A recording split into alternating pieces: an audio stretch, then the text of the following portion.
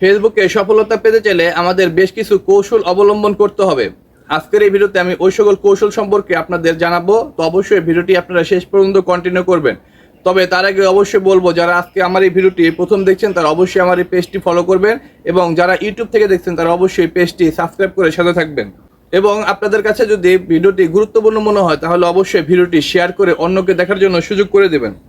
তো চলুন শুরু করা যাক। ফেসবুকে সফলতা পেতে চাইলে আমাদের বেশ কিছু গুরুত্বপূর্ণ কৌশল অবলম্বন করতে হয়, স্পেশালি যদি আপনি আপনার পেজটাকে ব্যক্তিগতভাবে বা ব্র্যান্ড হিসেবে তৈরি করতে চান। সেক্ষেত্রে এর ভিতরে আপনাকে প্রথমে যে বিষয়টি মাথায় আনতে হবে সেটি হলো আপনার নির্দিষ্ট একটি লক্ষ্য নির্ধারণ করা।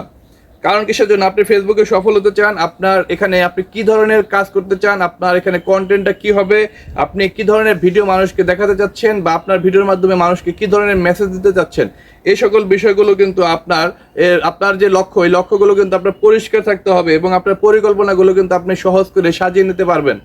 তো প্রথমে আপনি যখন পেজ খুলবেন তখনই কিন্তু আপনার লক্ষ্যটা আপনার নির্ধারণ করতে হবে। দ্বিতীয় যে অপশনটি সেটি হলো আপনার মানসম্মত কন্টেন্ট তৈরি করা। আকর্ষণীয় লেখা, ছবি অথবা আপনার ভিডিও, এগুলো আপনাকে কিন্তু দিতে হবে। মানে কন্টেন্ট বলতে আপনি যে কন্টেন্টগুলো তৈরি করছেন, আপনি আমার যে ভিডিওগুলো দেখছেন, এগুলো কিন্তু আপনার কন্টেন্ট। তো আপনি চেষ্টা করবেন আপনার কন্টেন্টটা আকর্ষণীয় করার জন্য, মানুষজনকে আপনার কন্টেন্টের ভিতরে আটকে রাখার জন্য, এবং নিয়মিতভাবে আপনাকে কিন্তু পোস্ট করতে হবে। কারণ আমাদের ফেসবুকে সফলতার জন্য অন্যতম একটি শর্ত হলো নিয়মিতভাবে পোস্ট করা। তো আপনাকে অবশ্যই নিয়মিতভাবে পোস্ট করতে হবে, এবং অবশ্যই আপনার যে পোস্টগুলো হবে সেগুলো যেন মানুষের উপকারে আসে। সেক্ষেত্রে হতে পারে আপনার শিক্ষামূলক কন্টেন্ট, অনুপ্রেরণামূলক কন্টেন্ট, মজার বা সচেতনতামূলক কন্টেন্ট। তো আপনি যদি এই সকল কন্টেন্টগুলো যদি আপনার পোস্টে বা আপনার ভিডিওর মাধ্যমে রাখতে পারেন, সেক্ষেত্রে কিন্তু মানুষ কিন্তু মানসম্মত কন্টেন্ট পাবে।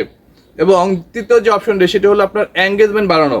কারণ আপনি পেজে কাজ করছেন কিন্তু আপনার পেজে এঙ্গেজমেন্ট বাড়ছে না, সেক্ষেত্রে কিন্তু আপনার এখান থেকে আপনি ওই রকম আউটপুট পাবেন না। আপনার পোস্টে লাইক, কমেন্ট এবং শেয়ার বাড়ানোর জন্য আপনারা চাইলে কিন্তু আপনার অডিয়েন্সকে প্রশ্ন রাখতে পারেন, তাদের মতামতটা চেতে পারেন, এবং আপনারা আপনার কমেন্টের উত্তরগুলো বেশি বেশি করে দিবেন, এবং ফলোয়ারদের সাথে ব্যক্তিগত সম্পর্ক গড়ে তোলার চেষ্টা করবেন।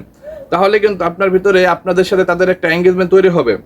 এবং সঠিক সময় বেছে আপনাকে পোস্ট করতে হবে, যখন মানুষ ফেসবুকে বেশি অ্যাক্টিভ থাকে।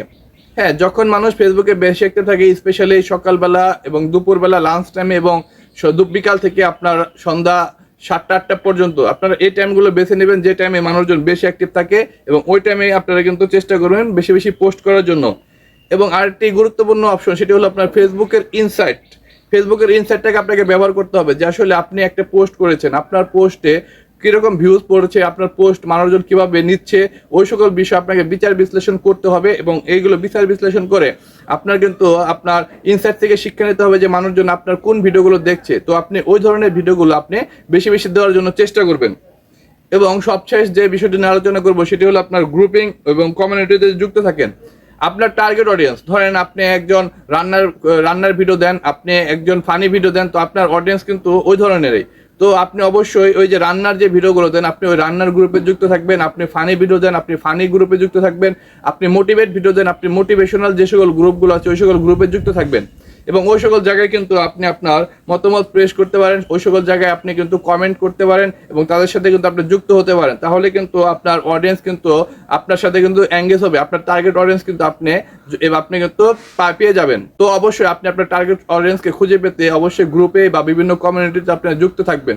সেক্ষেত্রে আপনি কিন্তু অডিয়েন্সটা দ্রুত বাড়াতে পারবেন। তো আপনারা যদি এই কাজগুলো যদি কন্টিনিউসলি করতে পারেন, ইনশাল্লাহ আপনারা খুব দ্রুত কিন্তু ফেসবুকে সফলতা পাবেন। নতুন অবস্থায় হয়তো একটু সময় লাগবে, কিন্তু যখন সময় বাড়ার সাথে সাথে আপনার পেজের কিন্তু গ্রোথটা বেড়ে যাবে, আপনার পেজে ভিউজ এবং রিচ এঙ্গেজমেন্ট কিন্তু ধীরে ধীরে বাড়বে, এবং একটা সময় আপনার এই পেজ বা আপনার এই পোস্টগুলো কিন্তু ভাইরাল হয়ে যাবে। তখনই কিন্তু আপনি প্ল্যাটফর্মে সাকসেস। তো সকলের জন্য শুভকামনা রেখে আজকের মতো ভিডিওটি এখানে শেষ করছি। তো ভিডিওটি কেমন হলো তা অবশ্যই মতামত আপনার কমেন্ট বক্সে রেখে যাবেন। তো আজ এই পর্যন্ত, ইনশাআল্লাহ আগামীকাল আরো একটি নতুন ভিডিও নিয়ে সামনে আসবো। সেই পর্যন্ত ভালো থাকুন, সুস্থ থাকুন, আল্লাহ হাফেজ।